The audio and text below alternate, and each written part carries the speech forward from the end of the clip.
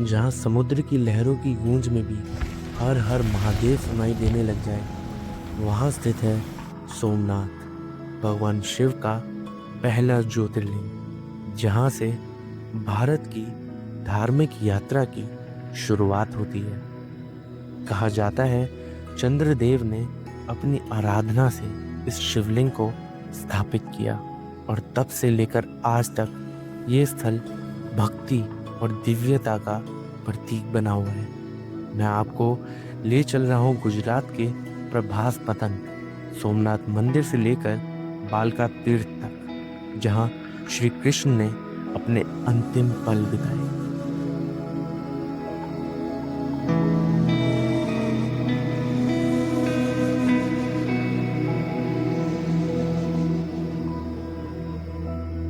और देहोत्सर्ग तीर्थ, जहाँ से उनका लौकिक सफर समाप्त हुआ।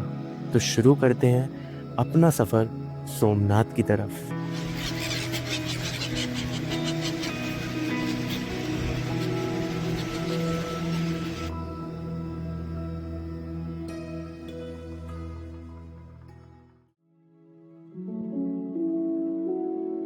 रात के आकाश में चमकता चंद्रमा, जिसका रूप सबसे अलग था, सबसे सुंदर था, पर जब रूप पर घमंड हो जाए तो पतन तय होता है। चंद्रमा ने 27 नक्षत्रों की बेटियों से विवाह किया। सब दक्ष प्रजापति की पुत्रियां थीं, लेकिन उनमें से एक रोहिणी चंद्रमा के मन के सबसे करीब थी और बाकी 26 पत्नियों से उन्होंने मुंह मोड़ लिया। इस बात पे दक्ष प्रजापति ने श्राप दिया कि चांद, तेरा रूप धीरे धीरे क्षय हो जाएगा और तू अंधकार में समा जाएगा। रूप, तेज, ऑरा सब कुछ छिन गया चंद्रमा से।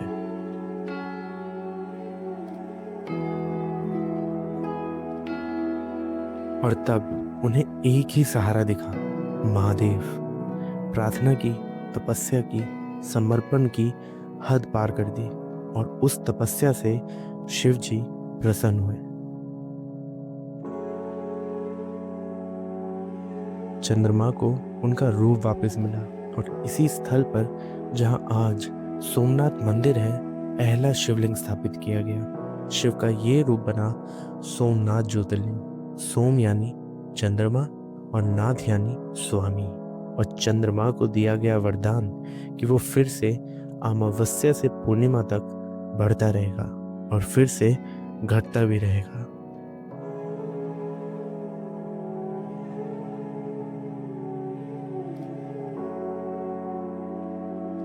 शिवलिंग स्थापित हो चुका था और ये मंदिर बन गया था भक्ति, शक्ति और शान का एक जीता जागता प्रतीक।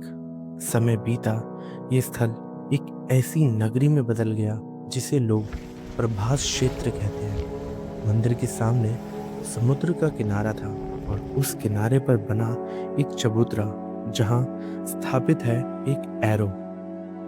ये एरो किसी शास्त्र का नहीं, दृष्टि का प्रतीक था। यहाँ लिखा गया, आज से लेकर हजारों साल पहले यहाँ से सीधा दक्षिण दिशा में समुद्र के उस पार कुछ भी नहीं था, सिर्फ एक अनंत समुंदर। ये एरो कहता है कि सोमनाथ से लेकर अंटार्कटिका तक सब कुछ समुद्र था।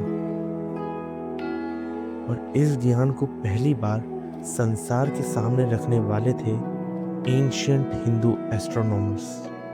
इस एरो ने बताया, हमारे पूर्वजों की दृष्टि सिर्फ धर्म तक सीमित नहीं थी, बल्कि विज्ञान, दर्शन और दृष्टि तक भी पहुंचती थी। पर जितनी रोशनी थी यहाँ, उतना ही घनेरा अंधकार लाने वाले भी थे। 1025 एडी तुर्क आक्रमणकारी मोहम्मद ऑफ गजनी ने सोमनाथ मंदिर पर पहला और सबसे विनाशकारी हमला किया। मोहम्मद गजनी ने जब सोमनाथ पर आक्रमण किया था, तब गुजरात से एक वीर योद्धा निकले, हमीर जी गोहिल। सिर्फ 16 साल के थे, लेकिन दिल में था भगवान शिव के मंदिर को बचाने का संकल्प। जब गजनी की सेना सोमनाथ के गेट तक पहुंच गई, तब हमीर जी ने अपने कुछ वीरों के साथ मिलकर उस अफगानी सेना का सामना किया। उन्होंने अंत तक युद्ध किया। उनकी तलवार चलती रही, लेकिन सेना बड़ी थी और आक्रमण अत्यधिक। हमीर जी शहीद हो गए, लेकिन उनका ये बलिदान सोमनाथ के इतिहास में अमर हो गया। आज भी सोमनाथ मंदिर के बाहर उस वीर की प्रतिमा स्थापित है, जिस पर लिखा है, ये थे वीर हमीर जी, जिन्होंने 16 की उम्र में अपने प्राण समर्पित किए शिव मंदिर की रक्षा में। कहते हैं मंदिर के अंदर गोल्ड, सिल्वर, रत्नों से भरे हुए 56 भवन थे। मोहम्मद ने मंदिर को तोड़ दिया, शिवलिंग को तोड़ने की कोशिश की और 20 लाख दिनार का धन लूटकर गजनी वापस चला गया। फिर 1299 में अलाउद्दीन खिलजी ने सोमनाथ पर दूसरा आक्रमण किया।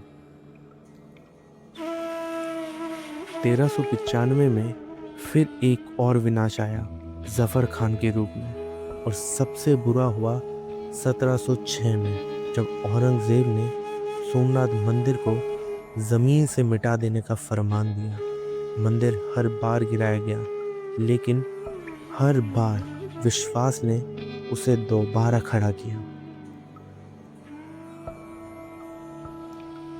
1947 के बाद जब भारत आज़ाद हुआ, तब सरदार वल्लभ भाई पटेल ने कहा, मंदिर तोड़ दिया गया हो सकता है, पर भक्ति नहीं तोड़ी जा सकती।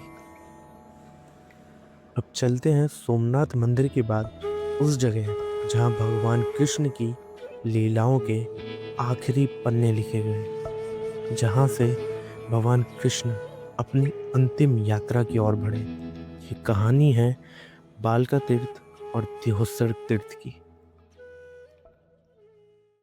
समुद्र के किनारे से कुछ दूर एक शांत और नीरव स्थान, बालका तीर्थ। ये वो स्थल है जहाँ द्वापर युग के अंतिम प्रहरणों में भगवान कृष्ण, जो द्वारका के राजाधिराज थे, एक वृक्ष के नीचे विश्राम कर रहे थे।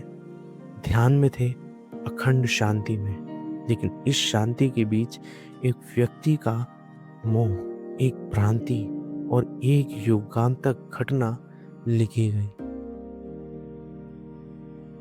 जरा नाम का व्यक्ति, जो एक वनवासी शिकारी था, उसने कृष्ण के चरणों को एक मृग समझा और अपने शस्त्र से तीर छोड़ दिया।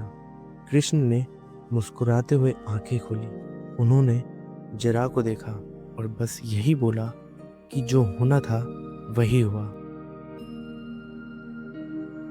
युद्ध के बाद जब गांधारी ने कृष्ण को श्राप दिया था कि उनका वंश भी आपस में लड़कर समाप्त हो जाएगा, और ये श्राप प्रभास क्षेत्र में पूरा हुआ। कृष्ण ने जरा को क्षमा किया और फिर अपना दिव्य रूप धारण किया। उनका शरीर मानव रूप में था, लेकिन आत्मा विष्णु स्वरूप में थी। वहीं से कृष्ण चल पड़े कुछ दूर हिरन नदी के तट पर, एक स्थल पर जिसे आज हम दिहोत्सर तीर्थ कहते हैं। यही वो स्थल है जहाँ भगवान कृष्ण ने अपना शारीरिक रूप त्याग दिया। यहीं उनकी अंतिम चरण पादुका स्थापित है और यहीं विष्णु के रूप में उनकी मूर्ति स्थापित है।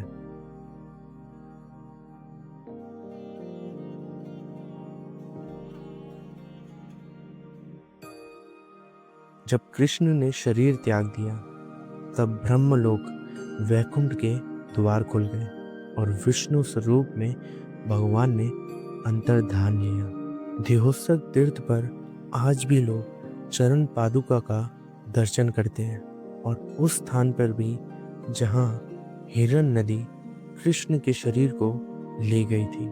इस कहानी में भगवान कृष्ण सिर्फ अंतर्धान नहीं लेते, वो हमें याद दिला जाते हैं कि युगों के चलते हुए भी धर्म की ज्योति कभी नहीं बुझती।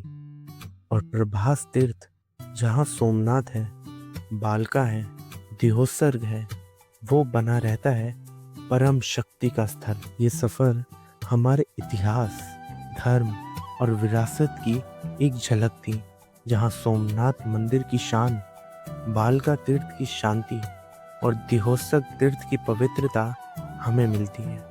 इन जगहों की कहानियाँ हमें सिर्फ याद नहीं दिलाती, बल्कि हमें अपने संस्कार और श्रद्धा से जोड़ने का एक मौका देती है।